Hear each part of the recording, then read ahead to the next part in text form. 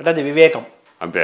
అంతే అలా తీసుకోవాలి కదా. అంతే. తర్వాత మీకు బాగా ఇష్టమైన సంస్కృత కవులు ఎవరు, తెలుగు కవులు ఎవరు, ప్రాచీనులు ఎవరు, ఆధునికులు ఎవరు సార్? ఎవరెవరు? నాకు బాగా ఇష్టమైంది సంస్కృతంలో సరే వ్యాస వాల్మీకులు తీసేస్తే కాళిదాసు, భవభూతి మొదలైన వాళ్ళని కూడా చాలా బాగా జాగ్రత్తగా చదివాను. భాష కాళిదాస భవభూతి దిగ్నాగులకును ప్రశస్త వాగ్ విలక్షణుడు మురారి భట్టునకును రామకథ భాష్యకారులకు మోడ్పుకై ఘటించి అని అంటాడు విశ్వనాథ సత్యనారాయణ గారు.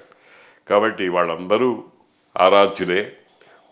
అయితే కాళిదాసు మాత్రం ఆయన స్థానం వేరు, ప్రత్యేకం. ఆయన ఆయన సరసన కూర్చునేటువంటి వాళ్ళు కొంచెం జంకుతారు అనేటువంటి భావన ఉంది. ఆ రకంగానే రఘువంశాన్ని నేను చాలా జాగ్రత్తగా అధ్యయనం చేశాను. తర్వాత సంస్కృత నాటకకర్తల్లో భవభూతి, ఉత్తరరామ చరిత్ర మొదలైనటువంటివి చాలా జాగ్రత్తగా, మృచ్ఛకటికం మొదలైనవి అవన్నీ చాలా ఆనందదాయకమైనటువంటి, దేనికి దానికే, అందులో ఒకటి తక్కువ ఒకటి హెచ్చు అనేటువంటి ప్రశ్న లేదు. తెలుగులో సార్ తెలుగు మహాకవి తెలుగు వచ్చేటప్పటికి నాకు అన్నిటికంటే అందరికంటే గొప్పగా నచ్చిన కవి నన్నయ్య గారు. నన్నయ్య గారిని నేను ఉపాసన చేసినట్టే. నన్నయ్య గారి భారతం అంతా చాలా చాలా బాగా నోటికొచ్చు. ఎందుకంటే నన్నయ్య గారిలో రసం ఉంది, నన్నయ్య గారిలో శిల్పం ఉంది, నన్నయ్య గారిలో పద్య గద్య వివక్ష ఉంది, దేనికి పద్యం రాయాలి దేనికి గద్యం రాయాలి అనేటువంటి వివక్ష ఉంది. తర్వాత ఆలోచనామృతత్వ స్థితి, ఎంతసేపు ఆలోచించినా ఆలోచించడమే. ఒక చిన్న ఉదాహరణ చెప్తాను. ఈ హయంబునెక్కి ఏగుమ ఇది వడిగలదు మనసు కంటే గాడ్పు కంటే అన్నాడు ఆయన. లోకంలో వేగాన్ని గురించి చెప్పాల్సి వస్తే అన్నిటికంటే గొప్పది వేగం ఏమిటంటే మనోవేగం అంటారు. అవును. కానీ ఆయన గాలికి పై చేయి ఇచ్చారు. ఈ హయంబునెక్కి ఏగుమ ఇది వడిగలదు మనసు కంటే గాడ్పు కంటే అన్నాడు. మనసు కంటే గాడ్పు కంటే అంటే ఆక్షేపణ చెప్పారు కొంతమంది. ఇదేమిటి మనస్సు చెప్పిన తర్వాత గాలి చెప్పడం ఏమిటి, నేను ఎంఏ పాస్ అయ్యాను మెట్రికులేషన్ కూడా పాస్ అయ్యాను అన్నట్టుగా లేదా అని కొంతమంది వెక్కిరింపు ధోరణిలో మాట్లాడటం ప్రారంభించారు. కానీ దాని మీద నేను పరిశోధన చేసి చూశాను. నన్నయ్య వేగోపమ అని చాలా చిన్న వయస్సులో 25-26 సంవత్సరాల వయస్సులో ఒక వ్యాసం రాశాను. ఏమిటంటే మనస్సు వేగం చాలా గొప్పదే, వాయువేగం దానికంటే చిన్నదిగా భావించదగిందే. కానీ కొంచెం పదార్థ విజ్ఞాన శాస్త్రాన్ని ఆధారంగా చేసుకుంటే మనోవేగం కంటే వాయువు యొక్క వేగమే గొప్పది.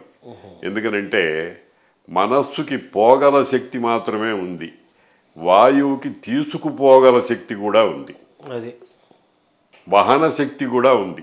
అదే అంటే ఏదైనా ఒక వ్యక్తినో ఒక పదార్థాన్నో ఒక చోటు నుంచి ఒక చోటుకి తీసుకెళ్లాలంటే మనసు పనిచేయదు. ఇప్పుడు మనోజవము మారుత తుల్య వేగం అదే ఋషులు అదే భావన. వ్యాసుల వారు కూడా మనోమారుత రంహసం అని అన్నారు. మనస్సు మారుతము, మన మారుతందే పై చేయిగా చెప్పారు. ఋషులందరూ అట్టాగే చెప్పారు. కానీ లోకంలో మనోవేగం అన్నిటికంటే గొప్పది అయింది. తర్వాత మనస్సుకి ఇంకొక జాడ్యం కూడా ఉంది, ఒక క్రమ పద్ధతిలో వెళ్ళదు, చంచల స్వభావం. అటు పోమంటే ఇటు పోతుంది, ఇటు పోమంటే మన అధీనంలో ఉండదు. వాయువు అట్లా కాదు, ఏకముఖ ప్రసరణశీలం. ఎక్కడ మన లక్ష్యం ఏమిటో మన గమ్యం ఏమిటో ఇట్లా దానికి అభిముఖంగా మాత్రమే అటు ఇటు పోకుండా పోతుంది. అంటే యక్ష ప్రశ్నలో కూడా అన్నిటికంటే వేగమైంది ఏంటంటే మనస్సుని మరి చెప్పాడు కదా. అవును, మరి దాన్ని ఎలా చూడాలి మనం? అందులో ఏమీ సందేహం లేదు. కానీ ఒక దృష్టితో వేగం దృష్టితోనే చెప్పారు. వాహనం అనేటువంటిది అక్కడ పరిగణనలోకి తీసుకోలేదు. పరిగణనలోకి తీసుకున్నప్పుడు మనస్సు కంటే వాయువు. అందుకనే నన్నయ్య వేగోపమ అని ఒక వ్యాసం రాశాను. అలాగే నన్నయ్య గారు ఒక మెయిన్ స్విచ్ లాంటి మాటలు కొన్ని వాడుతూ ఉంటాడు. అనిన విని పెద్దయుంబ్రొద్దు చింతించి, అచ్చ తెలుగు పదాలు కదా. అనిన విని పెద్దయుంబ్రొద్దు చింతించి అంటే మన అభిప్రాయాన్ని బయట పెట్టకముందు ఎంత ఆలోచిస్తే కానీ అవతల వాడిని వశం చేసుకోలేము అనేటువంటి దానికి వీలుగా ఆ మాట పెడుతూ ఉంటాడు. అట్లాంటి పదాలు నన్నయ్య గారి భారతంలో 4 చోట్ల కనిపించినాయి. దాని గురించి ఓ పెద్ద వ్యాసం రాశాను నేను. సో కాబట్టి మీకు ప్రాచీన కవుల్లో నన్నయ్య గారే మీరు నన్నయ్య తలమానికం. గారు గొప్ప. ఇంకా ఎవరెవరు సార్ వాళ్ళు ప్రాచీన తర్వాత కవిత్రయం వాళ్ళు ముగ్గురు, ఎర్రాప్రగడ వాళ్ళందరూ కూడా. నన్నయ్య, తిక్కన, విశ్వనాథ్ అన్నారు నన్నయ్య తిక్కను నన్ను ఆవేశించారు అని అన్నాడు. ఆ రకంగానే ఎర్రాప్రగడ, ఆ ముగ్గురు ఏకాత్ములు భారతం తెలుగు రాయటం. తర్వాత కృష్ణదేవరాయల వారిని కూడా బాగా అధ్యయనం చేశాను. ఆ తర్వాత మన అంటే ప్రబంధాలు అని ఇప్పుడు మనం అనుకునేటువంటి మనుచరిత్ర, వసుచరిత్ర కూడా చాలా ఇష్టంగా చదివేవాడిని నేను. వసుచరిత్ర 3వ ఆశ్వాసం మాకు పాఠ్యం ఉండేది. ఆ మూడో ఆశ్వాసం పద్యాలన్నీ నోటికి వచ్చేవి. మీ ఇష్టమైన కవులు జాబితా ఉన్నారు. ఆ ప్రాచీన కవుల్లో వీళ్ళందరూ బాగా ఇష్టమే. ఇప్పుడు విశ్వనాథ సత్యనారాయణ గారు ఒక పద్యం రాశారు కదా, ఋషివంటి నన్నయ్య రెండవ వాల్మీకి అని ఒక లిస్ట్ ఇచ్చాడు కదా, నాచన సోముండాగా ఒక 9 మందిని. చెప్తాను ఆ పద్యం. ఋషివంటి నన్నయ్య రెండవ వాల్మీకి, తిక్కన్న శిల్పపు తెలుగు తోట, ఎర్రన్న సర్వమార్గేచ్ఛా విధాతృండు, పోతన్న తెలుగుల పుణ్యపేటి, శ్రీనాథుడు రసప్రసిద్ధ ధారాధుని, కృష్ణరాయడు అనన్యకృతి ప్రబంధ, రామకృష్ణుడు పెద్దన వడపోత పెట్టిన ఇక్షురసంబు, రామకృష్ణుడు సురారామ గజము, ఒకడు నాచన సోమన్న, ఉక్కి ఉండు చెరపి 10 సార్లు తిరుగవ్రాసినను మొక్కవోని ఈ ఆంధ్ర కవిలోక మూర్ధమణుల మద్గురుస్థానములుగా నమస్కరించి అంటాడు ఆయన. అని విశ్వనాథ్ అన్నారు కదా. మీకు కూడా వీరందరూ ఈ 9 మంది వీళ్ళందరినీ అధ్యయనం చేశాను నేను. అంటే గురుస్థాని వీళ్ళందరితో పాటు వీళ్ళందరి స్థాయిని అందుకొని ప్లస్ సంథింగ్ అనదగినటువంటి స్థాయి ఉన్న విశ్వనాథ వారిని కూడా చదివాను నేను బాగా. వాళ్ళ యొక్క స్వరూపమైన విశ్వనాథ సత్యనారాయణ గారి కల్పవృక్షం దాదాపు ఒక 8-10 సార్లు చదివాను నేను. చాలా చోట్ల దాని మీద ఉపన్యాసం చెప్పాను. మన గొల్లపూడి మారుతీరావు గారు ఓసారి నా ఉపన్యాసం విని కనపడ్డ ప్రతి సంస్థకు చెప్పాడు, రఘునాథ్ శర్మ గారిని పిలిచి కల్పవృక్షం మీద ఉపన్యాసాలు ఏర్పాటు చేయండి అని. అంటే ఆధునిక కవుల్లో మీకు ఇష్టమైన కవులు ఎవరెవరు సార్? ఆధునిక కవుల్లో విశ్వనాథ సత్యనారాయణ గారు. ఇప్పటి కవులు ఎవరు ఉన్నారా ఈ కాలపు కవులు? పుట్టపర్తి నారాయణాచార్యులు గారి శ్రీనివాస ప్రబంధం అని ఒక పుస్తకాన్ని పరిష్కరించే భాగ్యం కలిగింది నాకు. చాలా చాలా అద్భుతమైనటువంటి గ్రంథం అది. తిరుపతి దేవస్థానం వాళ్ళు 40 ఏళ్ల క్రితం ఎప్పుడో ఆయన చేత రాయించారు. అది నాకు పరమానందం కలిగించింది. పుట్టపర్తి నారాయణాచార్యులు గారు, అట్లాగే గడియారం శేషశాస్త్రి గారు, రాజశేఖర శతావధాని గారు, వీళ్ళందరి కావ్యాలు చదువుతూ ఉండేవాడు. కొప్పరపగోళ దైవ సంకల్పం కావ్యం కూడా మీరు బాగా అద్భుతమైన వ్యాఖ్య రాశారు. నాకు చక్కటి అనుభూతి కలిగించింది. దాని మీద ఏదో వ్యాసం కూడా రాశాను, వ్యాఖ్యానం రాశాను. తర్వాత అనంతపురం దగ్గర కొంతమంది కవులు ఉండేవాళ్ళు, పెద్దగా పేరు ప్రఖ్యాతులు పొందలేదు కానీ కవిత్వవేది నారాయణరావు గారని ఒక ఆయన ఉండేవాడు. అక్కడ కొంతమంది చాలా చిత్రమైనటువంటి మనుషులు ఉండేవాళ్ళు. వాళ్ళకి ఏ విధమైన పాండిత్యం అవి పేరు ప్రతిష్టలేం అక్కర్లేదు, వాడు చదువుకుండేవాడు. నారా రామప్ప గారని ఒక ఆయన ఉండేవాడు, నాకంటే 20 ఏళ్ళు పెద్దవాడు. ఆయన్ని అట్ట పలకరిస్తే చాలు వేల కొలది పద్యాలు వచ్చేవి. పుస్తకాలు ఆయన జేబులో ఉండేవి, గుండెలో ఉండేవి. ఆయన నేను ఆయన్ని గురువుగా మనస్సులో భావన చేసేవాడిని, ఆయన నన్ను గురువుగా భావన చేసేవాడు. నేను రాజమండ్రిలో మీ ఇంటికి వచ్చినప్పుడు మీ డైనింగ్ టేబుల్ దగ్గర ఆ ఫోటో పెట్టుకున్నాను. అవును రామప్ప. తర్వాత ఆయన ఎంత సామాన్యమైన వ్యక్తి అంటే యనమరుగాచుకునే రామప్ప అని రాసేవాడు. ఎప్పుడు జేబులో ఒక పుస్తకం ఉండేది, సొంతంగా రాసుకున్నవి. మహాకావ్యాలన్నీ, కృష్ణదేవరాయల వారి పద్యాలన్నీ కూడా రాసుకున్నవి. ఆయన ఎంత గొప్పవాడంటే కనటత్పయోబ్ధి వీక్ష్య రసాతలాన్యోన్య సంపీడితాంగ భీతాండజములు అని కృష్ణదేవరాయల వారి పాషాణపాకం లాంటి పద్యాలన్నింటినీ కూడా 3 అక్షరాలు పలకలేని వాళ్ళకి పద్యాలు నేర్పించాడు. ఏమీ చదువు సంధ్య లేనటువంటి మనం ఏదో చాలా తక్కువ స్థాయి వాళ్ళు అనుకునేటువంటి పిల్లలకి నేర్పాడు ఆయన. అనంతపురం జిల్లా దగ్గర రైతు ఆయన. ఏ ఊరు సార్ అయింది? మన్నీలా అని మా యూనివర్సిటీ నుంచి ఒక 10 కిలోమీటర్ల అవతల కదిరి రోడ్లో మెడ్రాస్ హైవేలో ఉండేది. ఓకే. ఆ ఊరు. ఇంతమంది మహాకవులు ఉండగా, పండితులు మహాపండితులు ఉండగా మీ భోజనం టేబుల్ దగ్గర ఆయన ఫోటో మాత్రం ఎందుకు పెట్టుకున్నారు? నాకు అది ఆశ్చర్యం అనిపించింది అనమాట. అంటే తక్కినవి కూడా ఉన్నాయి. ఆ, ఒక ప్రత్యేకమైనటువంటి ప్రీతి భావన ఉండేది ఆయన మీద. పాటీలు నారాయణ రెడ్డి అని ఒక ఆయన ఉండేవాడు అనంతపురంలో. తిమ్మారెడ్డి గారికి అని అవుతారు ఆయన? ఆ తిమ్మారెడ్డి గారు వాళ్ళ బంధువులే. ఈ నారాయణ రెడ్డి గారు ఆయుర్వేదం డాక్టరు. ఆయన ఆచారాలు శాస్త్రీయత అని ఒక అద్భుతమైన పుస్తకం రాశాడు. మనం నిత్యము చేసేటువంటి ఆచారాల్లో ఉండేటువంటి సైంటిఫిక్ వ్యూ ఏమిటి అనే దాని గురించి 1000 పేజీల పుస్తకం రాశాడు. ఆ పుస్తకాన్ని కూడా నేను పరిష్కరించి ఒకసారి ప్రింట్ చేయించడం సంభవించింది. సార్, ఇప్పుడు మీరు కొన్ని వేల పేజీలు రాశారని, కొన్ని వందల పుస్తకాలు తీసుకొచ్చారనేది అందరికీ తెలిసిందే. మామూలుగా ఇప్పటికీ కూడా మీరు చేతిరాతే రాస్తున్నారు. ఎన్ని వేల పేజీలు రాశారు? ఎన్ని వేల పేజీలు ముద్రణ అయ్యాయి? ఇంకా ఎన్ని రాబోతున్నాయి సార్? 40,000 పేజీల దాకా అయ్యి ఉంటుంది నేను చేత్తో రాసినవి. ప్రింట్లోకి వచ్చేటప్పటికి 16,000 పేజీలు అయినాయి. ఇంకా ఇప్పుడు రాస్తూనే ఉన్నాం. ఈ ప్రచురణలో ఇప్పుడు మీరు ప్రచురణ కావాల్సిన పుస్తకాలు ప్రస్తుతం రచనలో ఉన్నవి ఏమేమి ఉన్నాయి సార్? ఇప్పుడు రామాయణం రాస్తున్నాను. మా భాగవతం గోరుముద్దలు అని, భాగవత నవనీతం అని మా అమ్మాయి గోరుముద్దలు అని ఒక సిరీస్ స్టార్ట్ చేసింది. ఒక 5 ఏళ్లుగా ఒక గ్రూప్లో పెడుతూ ఉంటుంది, రోజు కొంత భాగం. అందులో భాగవతం 4 ఏళ్ళు దాకా 1400 రోజులు ప్రతిరోజు దాంట్లో పెడుతుంది. అవన్నీ ఒక హద్దుకు వచ్చిన తర్వాత పుస్తకంగా ప్రింట్ చేశాం. ఇప్పుడు భాగవతం 5 భాగాలు ప్రింట్ అయింది. అవన్నీ ఈ గ్రూప్లో పెట్టినాయి, వాట్సాప్ గ్రూప్లో పెడుతుంది. ఇప్పుడు రాబోతున్నాయి సార్? ఇప్పుడు రామాయణం రాస్తున్నాను. రామాయణం నా దృష్టి ఏమిటంటే, మన పాండిత్యము రామాయణంలో వాల్మీకి ఏం చెప్పారో అది సాధారణమైన పాఠకుడికి డైరెక్ట్గా లోపలికి వెళ్ళిపోవాలి. దాంతో ఇప్పుడు రాస్తున్నాను. బాలకాండలో 50 అధ్యాయాల దాకా అయింది. అది కూడా మా అమ్మాయి దీంట్లో పెడుతోంది, గ్రూప్లో పెడుతోంది.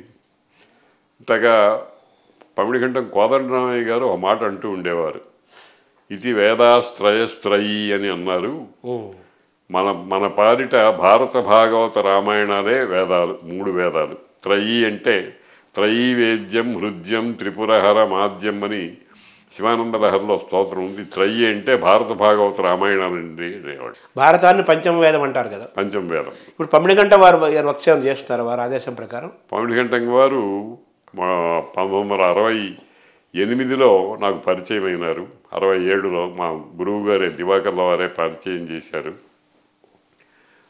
మొదట తాత్కాలికంగా వాళ్ళ పిల్లలకి సంస్కృతం చెప్పమన్నారు. అదేం జాగలేదు. 4 రోజులు 5 రోజులు అయిన తర్వాత మనం చదువుకుందామండి అని అన్నారు. ఆ తర్వాత అప్పటికి ఆయన జడ్జి కాలేదు, లాయర్గా ఉండేవారు. తర్వాత నేను అనంతపూర్ వెళ్ళిపోవటం, ఆ తర్వాత ఆయన జడ్జి అవ్వటం, తర్వాత భారతం, నేను రాసిన భారతం అంతా ప్రచురణ బాధ్యత అంతా ఆర్ష విజ్ఞాన ట్రస్ట్ తీసుకుంది. వాళ్ళ అబ్బాయి కాశీ విశ్వనాథ్ అని అతడు ఇప్పుడు చూస్తున్నాడు. అతనే నన్ను అడిగాడు, ఇది వరకు శాంతి పర్వంలో 3 భాగాలు, 2 భాగాలు నేను రాశాను, ఒక భాగం కందాడై రామాంజాచార్యులు గారు రాశారు. సంస్కృత వ్యాస భారతాలు అంటే నీలకంఠీయ వ్యాఖ్య, అది కూడా అది యథాతథంగా ఇస్తున్నాం. చాలా విలువైనటువంటి వ్యాఖ్యానం అది. అవి ఇప్పుడు రచనలో ఉన్నాయి, త్వరలో వస్తాయి అవి. శాంతి పర్వం 3వ భాగమును భీష్మ పర్వం ఇప్పుడు రాస్తున్నాను. అవి ఇదంతా పమిడికంఠం వారి ఆదేశం. తక్కినవన్నీ ఇది వరకు నేను రాసినవి పబ్లిష్ అయ్యాయి. పమిడికంఠం వారి ఆదేశం మీద. పమిడికంఠం వారి దాంట్లో. తర్వాత సార్ రామాయణాలు, తెలుగులో చాలా రామాయణాలు వచ్చాయి కదా, ఏది ప్రత్యేకమైనది, ఏది గొప్పదని మీరు భావిస్తారు? వాల్మీకి రామాయణాన్ని వావిలకొల్లు సుబ్బారావు గారు యథాశ్లోకంగా అనువాదం చేశారు. ఆంధ్ర వాల్మీకి అంటారు. ఆంధ్ర వాల్మీకం అని చాలా సరైనటువంటి అనువాదమే అది. కానీ కల్పవృక్షం వచ్చిన తర్వాత అది అన్నిటినీ మింగేసింది. ఎందుకనంటే విశ్వనాథ సత్యనారాయణ రామాయణ కల్పవృక్షం, కల్పవృక్షం అనేటువంటి దాంట్లో అత్యద్భుతమైనటువంటి శిల్ప అవును ఇత్తునంటి మొదలు ఈ అంతంబునందియనంటివి పోని రఘువంశయోగ్యమగునో నీ చేత నీకున్ సుఖంబవు నీ పుత్రుడు నీవును సుఖము పెళ్ళయ్యుండు ఏ పోదు మానవనాథ శుభమవుత నీకును ప్రతిజ్ఞాభంగ పుణ్యాబ్ధికి. విశ్వామిత్రుడు రాముడిని ఇవ్వనని విశ్వామిత్రుడి కోపం వచ్చింది. కోపం వచ్చి ఈ మాట అన్నాడు అనమాట. ఇది తిక్కన గారి పద్యంలాగా అనిపిస్తుంది. తిక్కన గారి పద్యంలాగా అనిపిస్తుంది. తిక్కన గారి పద్యం అట్లాగే ఉంటాయి. అవునయ్యా అవును ఇత్తునంటివి అంటే సత్యనారాయణ గారు, తిక్కన గారు, నన్నయ్య గారు మొదలైన వాటిలో ఉన్న గొప్ప విశేషం ఏమిటంటే సన్నివేశాన్ని ప్రత్యక్ష కల్పన చేస్తారు. అంటే మనం అక్కడ సన్నివేశంలో ఉన్నాము అనేటువంటి స్ఫూర్తి కలిగిస్తారు. అది చాలా గొప్ప రచన. మామూలుగా నాటకీయత అంటారు. నాటకీయత అంటే సంవాదాత్మక శైలి అని అనుకుంటున్నారు చాలామంది. కాదు, నాటకీయత అంటే మనం ప్రత్యక్షంగా చూస్తున్న అనుభూతి కలిగించడం, దర్శన స్పర్శన. మనం ఆ సన్నివేశంలోకి వెళ్ళిపోతాం. ఇక్కడ ఉండేటువంటి ఈ ఇల్లు, వాకిలి, ఈ పుస్తకాలు, ఈ టీవీ ఇవన్నీ పోతాయి. అరణ్యంలో రామచంద్రుడు రావణాసురుడు కుంభకర్ణుడితో అంటాడు, ఆ రెన్నాళ్ల మెలంకువన్ విధిని సంప్రార్థించి తేకున్నతో ఔరా దేహము తిండి లేక చెడి నీవా నిద్రలోనే రాజీవహితాత్మజాతుని పురం బేగం ప్రయాణించిందు. అంటే యముడి దగ్గరికి వెళ్ళిపోతామని ఎలా గాడిద మనం అంటామే కోపం వచ్చినప్పుడు.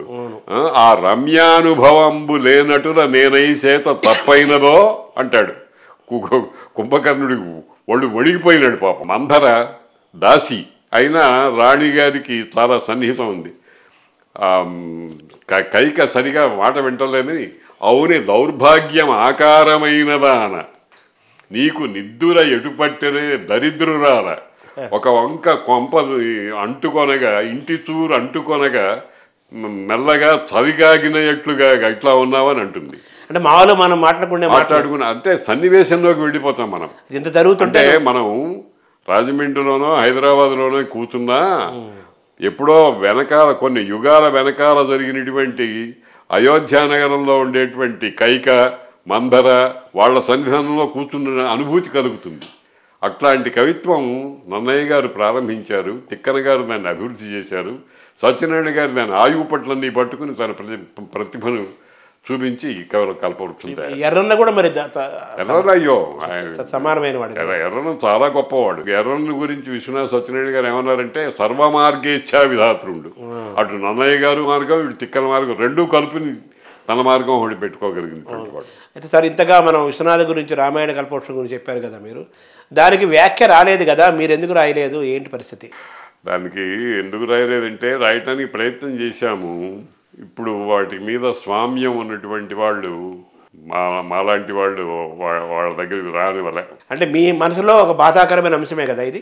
మేమేం చేస్తూ ఉంటామంటే చదువుకుంటూ ఉంటాము. నా భార్య కూడా పద్యాలు ఎప్పుడైనా తోచకపోతే కల్పవృక్షం చదవమంటూ ఉంటుంది. ఆవిడకి ఏం చదువుకోలేదు కానీ ఆవిడ ఆనందపడేట్టుగా చదువుకుంటూ ఉంటాం. అదే తృప్తి. ఆ విధంగా మీ మనసులో ఆనందం పొందుతున్నారు కానీ లోపల బాధ ఉంది కదా కల్పవృక్షానికి వ్యాఖ్య రాయలేదని. అది చదువుకుని ఆనందిస్తూ ఉంటాం. అంటే లోకానికి కూడా కావాలి కదా.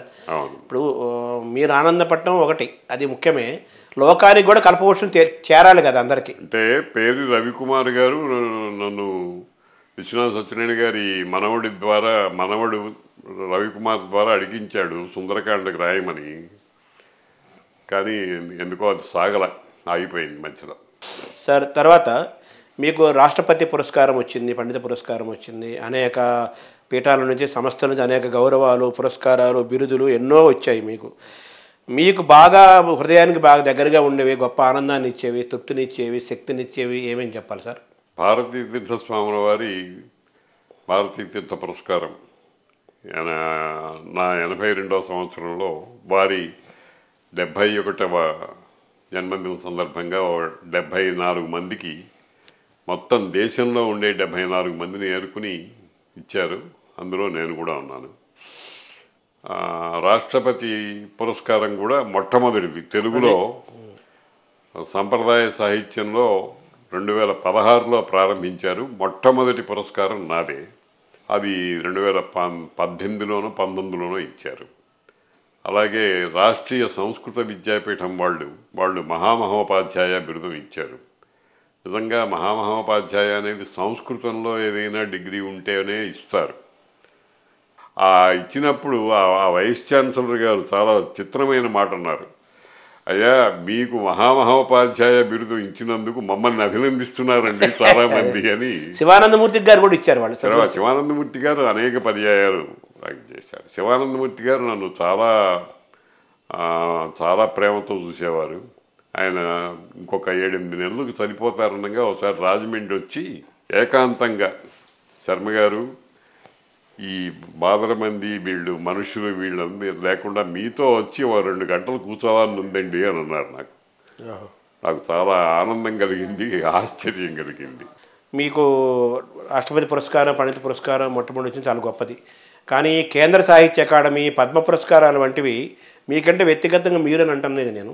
ఆ పండితులకు చేరాల్సిన అవసరం ఉంది కదా, ఎక్కడ లోపం జరుగుతుందని భావించాలి. నాకంటే ఇప్పుడు పుచ్చుకున్న వాళ్ళు ఏమీ తక్కువ స్థాయి వాళ్ళని అనుకోవటం లేదు, కానీ నేను చేసిన కృషి మాత్రం వాళ్ళకంటే చాలా చాలా రెట్లు ఎక్కువ.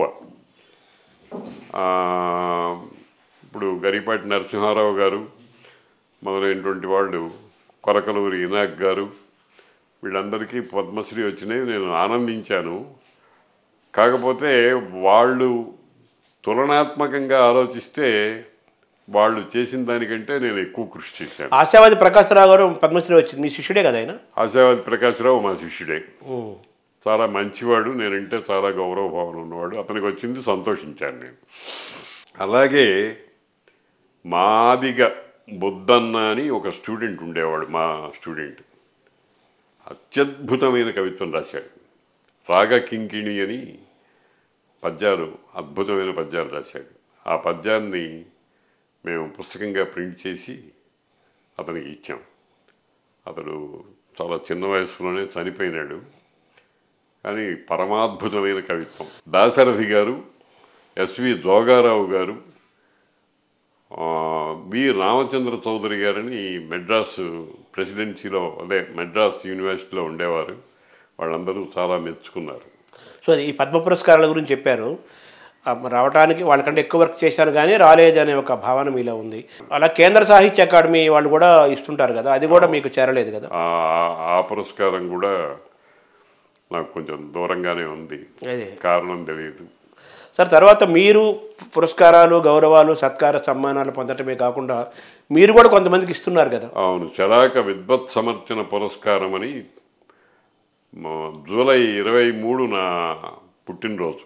ఒక 9 ఏళ్లుగా దగ్గర ప్రజ్ఞాప్రభావాలతో పాటు 90 ఏళ్ళకి కొంచెం అటు ఇటుగా ఉన్న వాళ్ళని ఏరుకుని ఇస్తున్నాము. ఇప్పటికీ 9 మందికి ఇచ్చాము. జటావల్లభుల జగన్నాథం గారికి మొట్టమొదటిగా ఇచ్చాము. రెండవది వరంగల్లో రఘునాథాచార్య స్వాముల వారికి ఇచ్చాము. మూడవది మల్లాది చంద్రశేఖర శాస్త్రి గారికి ఇచ్చాము.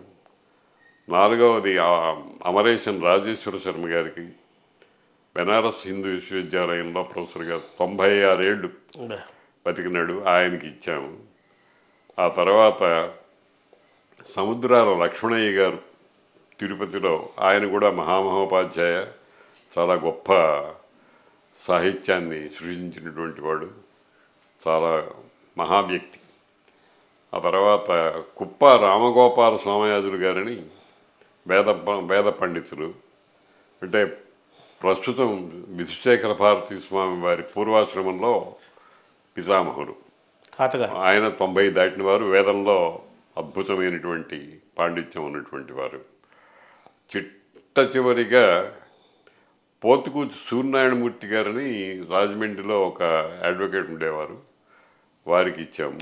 ఇప్పుడు జూలై ఈ సంవత్సరం 24 జూలై 23వ తేదీన ఆచార్య కోవెల సంపత్ కుమార్ సుప్రసన్నాచార్యుల గారికి ఇచ్చాం.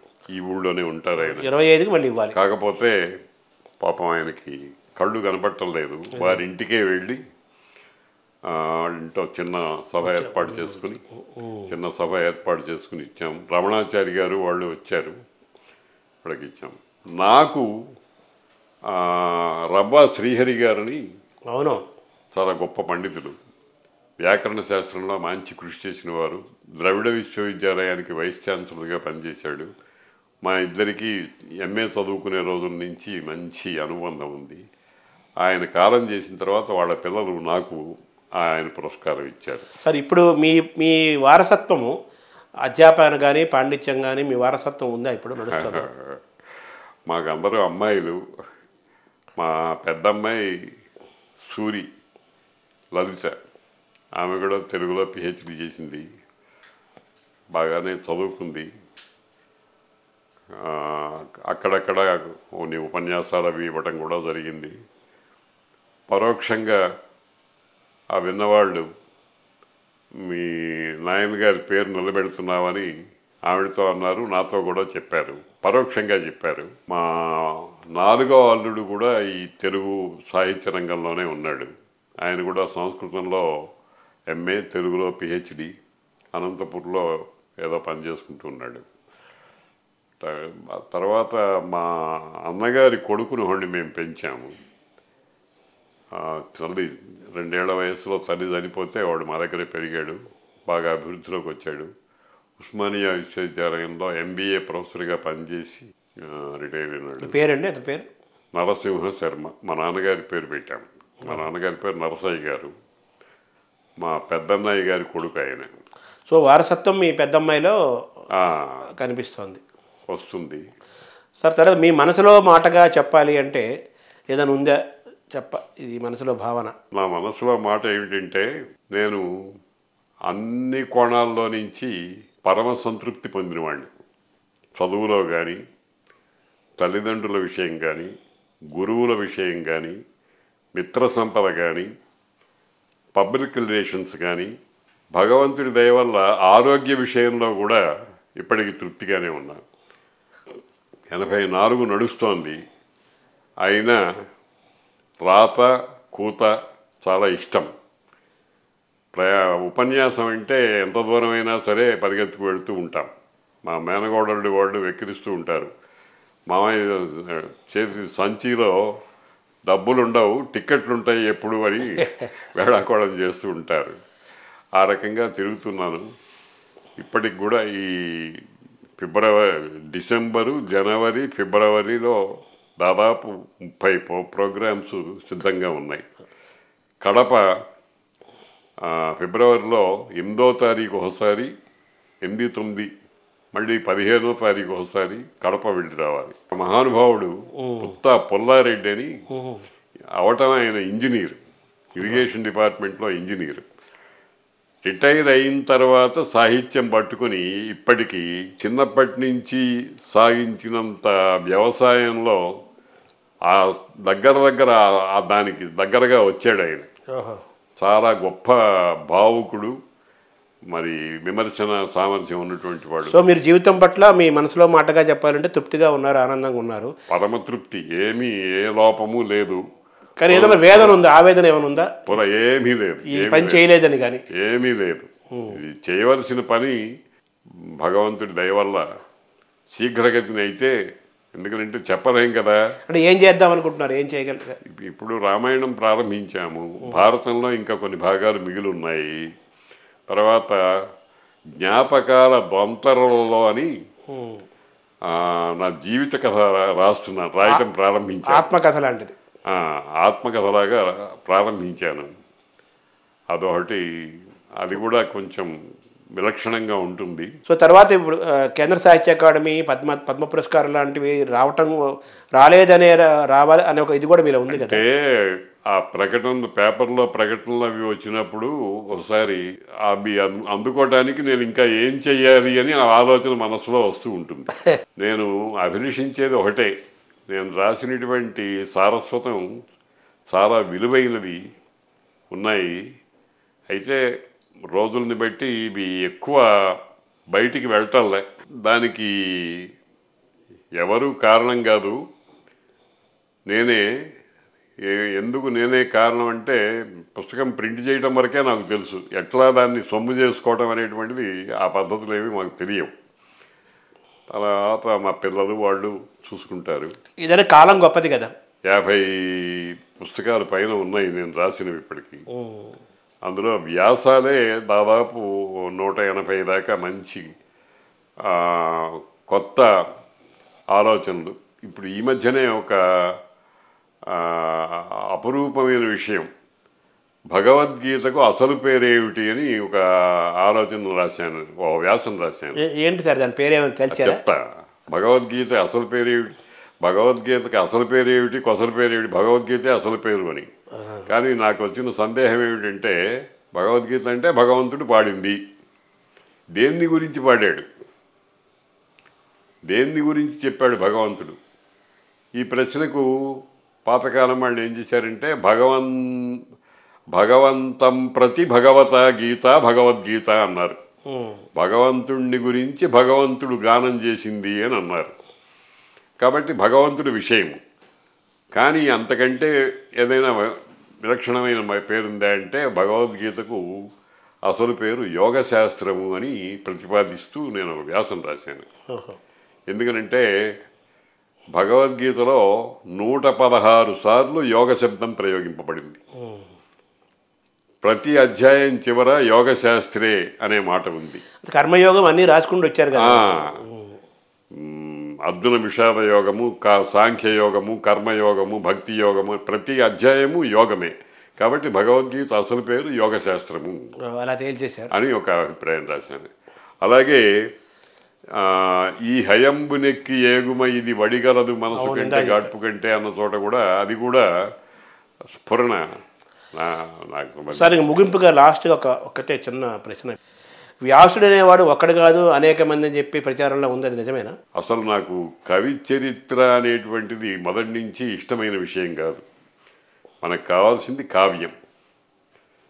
కావ్యం ఇప్పుడు చక్కటి పంచభక్ష పరమాణాలతో భోజనం చేసేటప్పుడు ఎవరు వండారు, వాళ్ళ వేషం ఏమిటి, వాళ్ళు ఏం చేశారు, మడిగట్టుకున్నారా, అక్కడి నుంచి వచ్చి లెట్రిన్ నుంచి వచ్చి అట్టాగే వంట చేసి ఈ విచారణ చేసి ఏం ప్రయోజనం అండి? అందుకని మనకు కావాల్సింది కావ్యం. మేము ఏం విశ్వసిస్తామంటే, ఇప్పుడు భారతం పంచమ వేదమైనటువంటి భారతాన్ని రాసినటువంటి వ్యాసుడు కంప్లీట్గా ఆయనే రాశాడు అనేటువంటి విశ్వాసం. రామాయణం కూడా ఇప్పుడు యథాతథంగా వాల్మీకే రాశాడు అని. పుల్లెల శ్రీరామచంద్రుడు గారు కొన్ని ప్రక్షిప్తాలు అని అన్నారు. ఆ ప్రక్షిప్తవాదం అనేటువంటిది సరైంది కాదు అని అరవిందుల వారు ఎప్పుడో చాలాసార్లు చెప్పారు. అరవింద్ ఘోష్. మనం సమన్వయం చేసుకోవడంలో లోపం వల్ల ఇటువంటి అభిప్రాయాలు వస్తాయి. కాబట్టి మా శృంగేరి జగద్గురువులు ఒక మాట అన్నారు, మా పండితులందరినీ ఉద్దేశించి ఒక మాట అన్నారు, అయ్యా సమన్వయం చేసి చెప్పడంలో మీ తెలివితేటల్ని ఉపయోగించండి, అంతేగాని ఇది ఆయన రాయలేదు అది ఈయన రాయలేదు అని ఈ తీర్మానాలు చేయవద్దు అని శాసించారు మమ్మల్ని. కాబట్టి సమన్వయం చేసుకున్నట్టయితే అటువంటి సమన్వయ మార్గాలు మా దగ్గర లప్పలుగా ఉన్నాయి, దాంతోనే ముందుకు వెళుతున్నాం. చాలా అద్భుతంగా చెప్పారు సార్. అది ప్రాచార్య శలాక రఘునాథ శర్మ గారు తన అనంతమైన జీవిత ప్రస్థానాన్ని, వారి సారస్వత ప్రయాణాన్ని మనతో పంచుకున్నారు. ఎన్నెన్నో విశేషాలు ఉన్నాయి, ఎన్నో రాశారు, ఎన్నో చెప్పారు, ఎన్నో ఆలోచించారు. ఇది ఒక సుదీర్ఘమైన అనంతమైన ప్రయాణం. శలాక రఘునాథ శర్మ గారితో మాట్లాడాలన్నా, విషయాలు తెలుసుకోవాలన్నా ఎన్నో ఎపిసోడ్లు చేసినా కానీ మనకు అంతు చిక్కదు, అంతు లేదు. అటువంటి అనంత జ్ఞాన సంపన్నులైన శలాక రఘునాథ శర్మ గారి మనసులో మాటలని తెలుసుకునే ఒక చిరు ప్రయత్నం చేశాము. నమస్కారం.